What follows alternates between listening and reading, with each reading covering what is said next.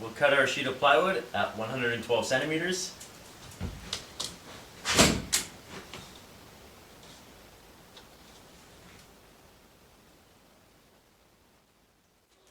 Now once you mark out the 112, you can see that we only have a few centimeters left to the end.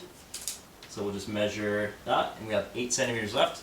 So instead of measuring off of the long side and having to make sure that your tape measure or the end of your measuring stick is flush with the end, you can just take your measurement off of this short side because we know it's a factory sheet that it's going to be the same on both ends.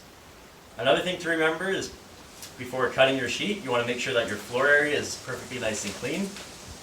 If your sheets of drywall are uneven and they're bumping, when you go to use your straight edge and try cutting, it makes it very difficult because then your straight edge is rising up or down on the sheet, and it can make it difficult to try and control. So you want to make sure you have a nice flat area, just like this, so that your straight edge will lie perfectly flat, so that it makes it nice and easy to cut.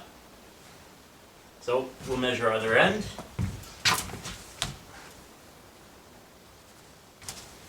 And we'll put one more mark right in the middle. And we'll fix our straight edge just like this. Make sure it's on our mark in the middle and our mark on the end. And then we can just run our knife right along that straight edge, giving us a nice straight cut on our drywall. Put a nice even and firm pressure, preferably in two spots on the straight edge. Just run your knife.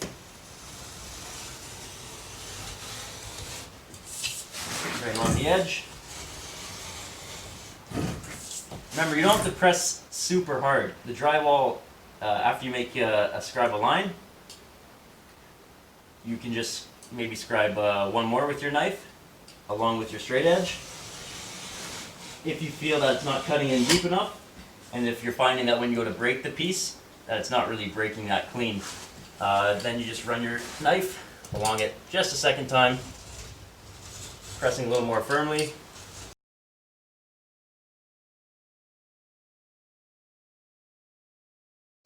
And slide our straight edge to the other end of the sheet. Make sure it still stays lined up. And we finish our cut through, and then we break it and cut from the back side.